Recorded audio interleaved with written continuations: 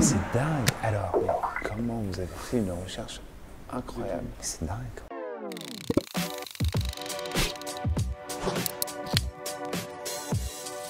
Tino Rossi, c'est mon enfance.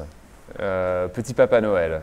C'est une des premières chansons que j'ai appris à chanter quand j'étais tout jeune. J'avais 3-4 ans. Michael Jackson, ça représentait un petit peu ces icônes intouchables qui faisaient partie de mon adolescence.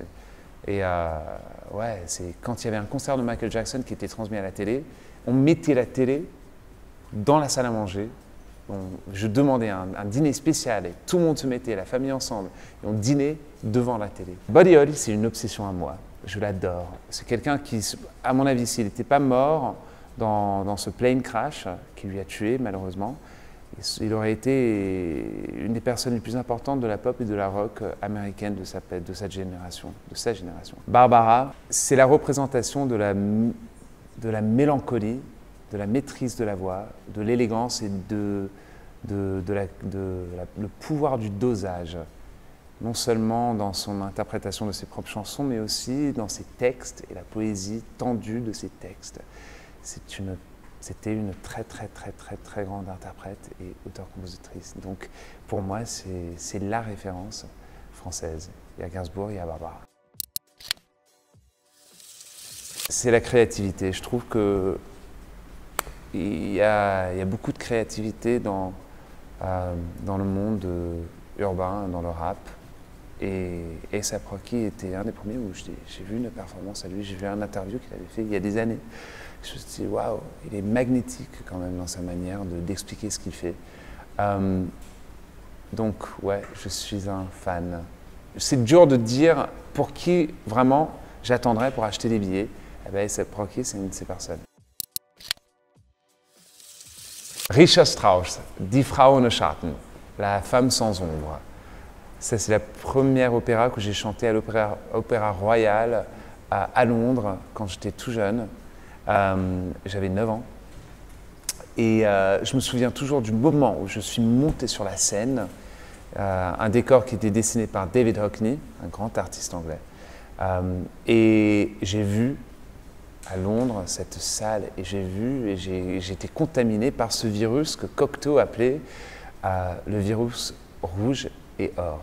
Il disait que quand on a le virus, ça s'en va jamais. Et bien c'est vrai, je l'ai toujours. Je rentre dans un théâtre et j'ai le même sentiment.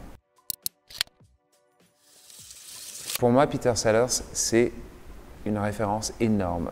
Il savait comment mélanger le second degré avec ce côté presque absurde. Et c'est pas trop intellectuel comme un sorte de Dionesco, c'est pas ça du tout. Et c'est pas surréaliste total, donc c'est pas dans la monstruosité des choses, c'est en toute délicatesse, il provoque tout. Il peut te faire rire, pleurer, il peut te faire réfléchir et revoir une situation différemment, mais surtout il est drôle, avec émotion et empathie. Et le côté cinématographique est une chose très importante pour moi parce que j'adore voir et écrire des chansons comme si c'était des petits films. J'imagine que quand j'écris un album, c'est une BO, c'est pas juste un album. C'est comme ça que je l'imagine. Tout l'album, tous les singles, vont avoir ce concept-là, la division. Comment trancher, faire des sortes de tranches qui interrompent un portrait de moi pour décrire une histoire. C'est pas kaléidoscopique, mais c'est comme un film. C'est comme si même dans une image, on rentre dans une image magnétique et qui raconte quelque chose qu'on pourra raconter pendant un petit film de 2 minutes, mais dans une image fixe. Ça, c'est le concept. Eh bien là, vous me connaissez bien. Si vous me posez des questions sur Mad Magazine, vous allez me connaître. Je suis un grand fan de Alfred E. Neuman, qui est ce personnage qui n'existait jamais, c'est pas vraiment une vraie personne. Il a été créé en 1956 pour la première fois, même si Mad Magazine date depuis pas mal d'années avant ça. Et je suis un collectionneur aussi des originales de Mad Magazine. Et la numéro 2, par exemple, et plusieurs d'autres sont dans mon salon, mais les gens ne savent pas ce que c'est. Et Alfred E. Neuman, c'est quelqu'un, même Obama, quand il fait des speeches, il parle souvent de Alfred E. Neuman comme un archétype, un archetype. Ça représente l'esprit des États-Unis, l'esprit à la fois pour y gâter, à la fois malin, à la fois playful, à la fois totalement diabolique. Cet esprit-là des années 50 aux États-Unis. Et pour moi, c'est un truc là, c'est un enfant terrible. Voilà.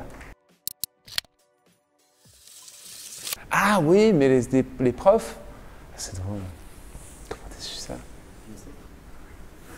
C'est dingue. Mais c'est dingue. Alors, quand j'ai commencé à apprendre le piano, c'était à Paris, sur un piano blanc qu'on avait loué. Ensuite, la compagnie avait fait faillite et donc on a gardé le piano blanc. C'est sur ce piano-là que j'ai écrit Grace Kelly, Relax, We Are Golden, Underwater, plein de trucs. Le même piano qu'on avait transporté à Londres. Mais j'avais appris à jouer au début avec pas un professeur, mais deux professeuses, deux jumelles. Une qui s'assied d'un côté et l'une de l'autre. Une spécialiste de la main droite et une spécialiste de la main gauche. Elle mangeait des gâteaux, n'importe quoi, des biscuits. Elle buvait énormément de café noir. Et elles étaient des personnages. Cette photo parle d'un moment très particulier dans ma vie. J'étais viré de l'école et mon père est venu me chercher. Et il a dit exactement ce qu'il pensait devant tous les autres parents. Aux profs qui me posaient des problèmes à l'école. Et en sortant, j'ai regardé mon père et je lui tenais la main. Il y avait moi et ma sœur. Et je l'ai regardé en rentrant. On était en train de marcher à la maison. Et je venais de me faire virer de l'école. Et je dis alors, qu'est-ce qu'on fait là? Est-ce que je vais être grondé à la maison? Il me regarde et me dit, mais non, tu ne vas pas être grondé parce que The Wicked Witch is dead. La mauvaise sorcière, elle est morte, qui est une chanson du Wizard of Oz. Et je me souviens toujours, on est rentré en chantant Hey ho, the wicked witch is dead. Mais comment vous avez fait une recherche incroyable? C'est dingue. Dans la première incarnation de ce film, c'était moi qui composais la musique. Et ensuite, un des producteurs qui travaillait dessus n'était pas sur le projet à la fin. Et j'ai même rencontré Hugh Jackman. Et je suis allé voir et il m'a demandé de venir lui voir à des répétitions parce qu'il était en train de présenter les Oscars. Et donc j'étais dans sa loge pendant qu'il répétait les Oscars pour ce projet. Et il voulait me parler de ce projet-là, The Greatest Showman. Et à la fin, les comédies musicales, pour moi, c'est toujours été... J'ai eu plusieurs offres et pour moi, c'est toujours quelque chose un petit peu étrange. Je ne sais pas comment me mettre là-dedans. Le côté... construit, eh ben, je trouve ça très difficile à vendre, à m'impliquer là-dedans. Je trouve que si je dois penser à une comédie musicale que j'adore, c'est West Side Story, parce que c'est de l'opéra. C'est un chef-d'œuvre.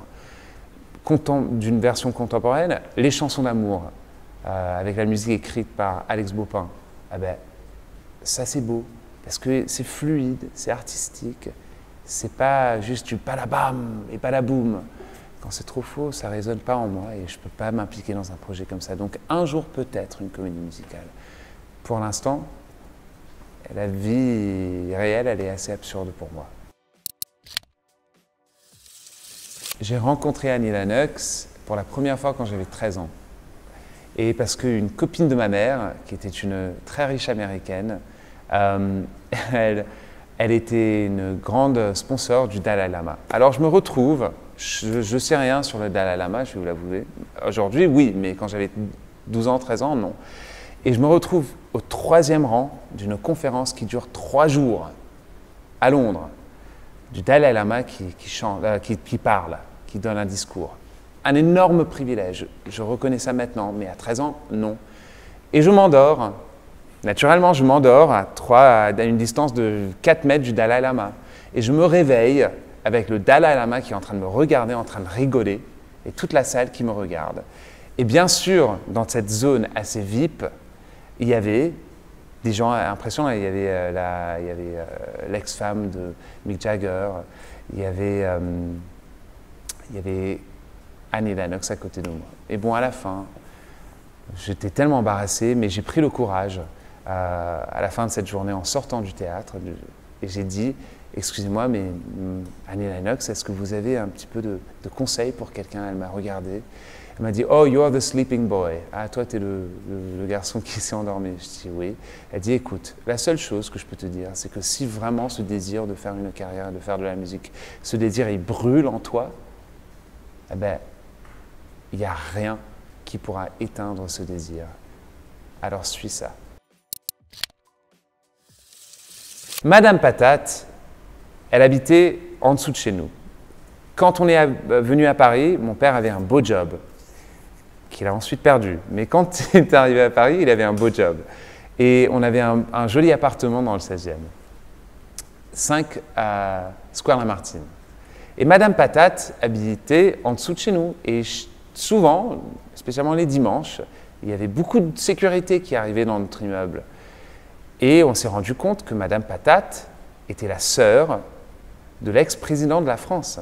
Et de temps en temps, l'ex-président de la France venait dans l'appartement, était aussi la mère du monsieur qui deviendra le ministre de la Culture en France.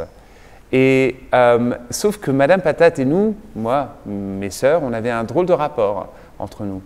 Et on faisait du bruit, elle portait plainte tout le temps. Mais quand on voyait la sécurité, parce qu'on avait du parquet dans l'appartement, eh ben, on mettait notre patinette, on disait ça, patin à roulettes, et on dansait en écoutant du flamenco ou n'importe quoi avec nos patins à roulettes sur le sol, sans tapis.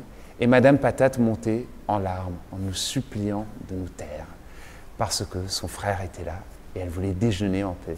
Et nous, on trouvait ça diaboliquement drôle. Madame Patate était Madame Mitterrand.